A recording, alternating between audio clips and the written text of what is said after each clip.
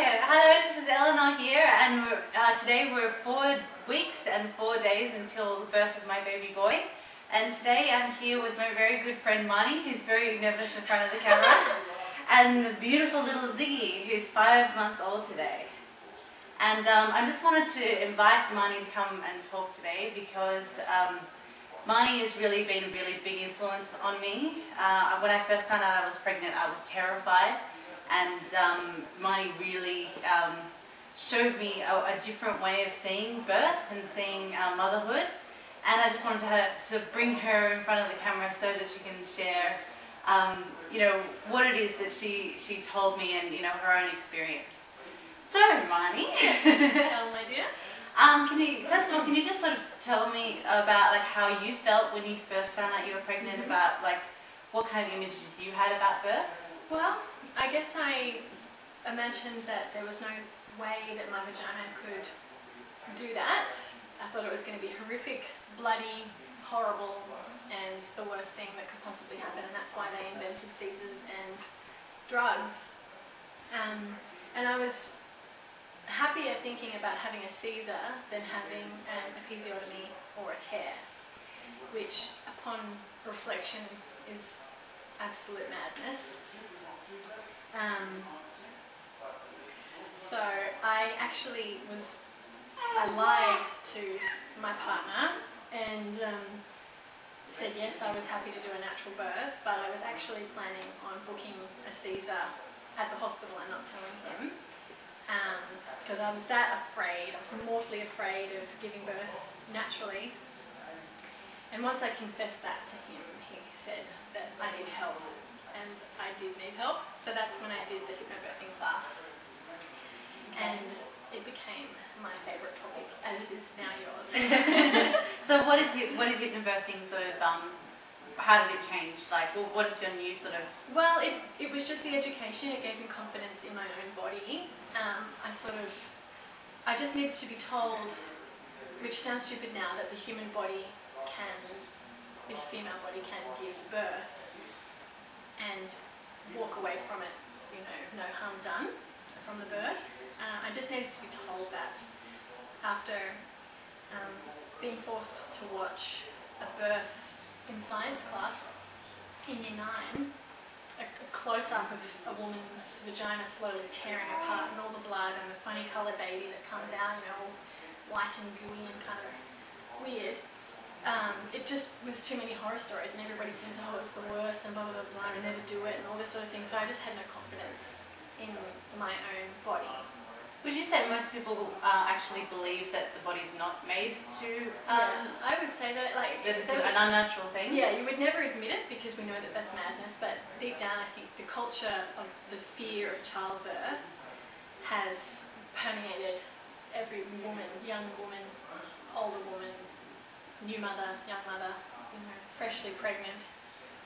People like to share those horrible stories, and it doesn't do anybody any good. Yeah.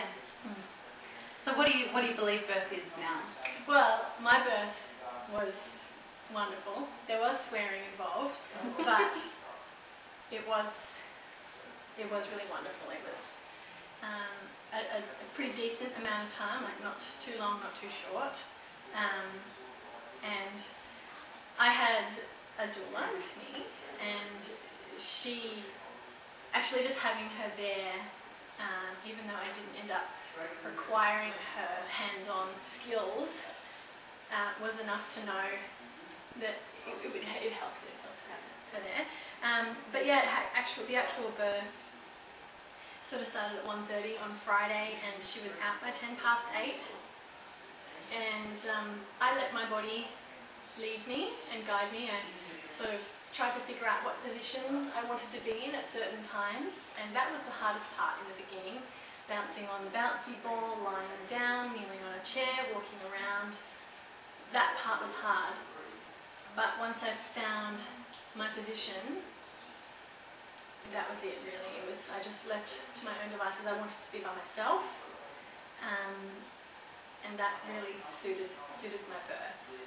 And once the midwife could tell that I was pushing, we came out and I got into a squatted position, and a few pushes later, little Z came out.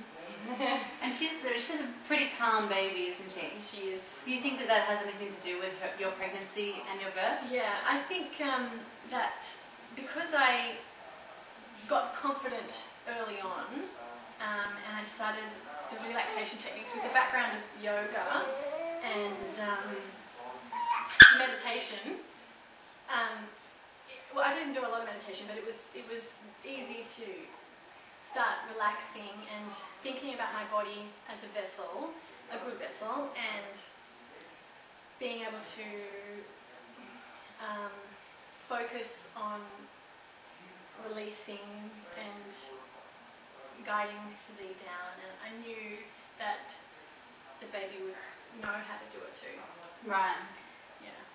And like, as far as you know, talking to other women about, especially other mothers about their birth, like, do you find that there's a real split in different attitudes towards birth? Absolutely. There's a lot of skepticism. When I was at work and I was sort of heavily pregnant, people would say to me, "Oh, you know, you're choosing to have no drugs. You know, good luck with that," and giving me a little sly smile, thinking, "Yeah, we'll just wait and see. You know, you're going to need them."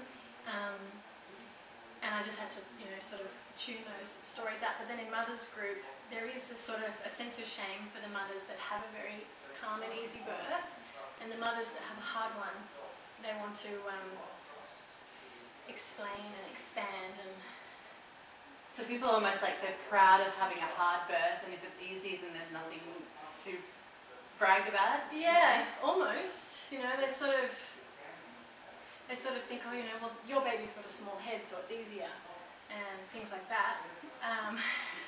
Which, you know, when the baby comes out, she's over 3 kilos. I don't think it really matters. It's still 3 kilos. But yeah, there is a sense of, you know, well, yes, it did only take me 5 hours, so, you know, I can't really compare. But yeah, so we're sort of, it's the battle wounds that people like to show off. Right. And how many babies are you going to have? 4!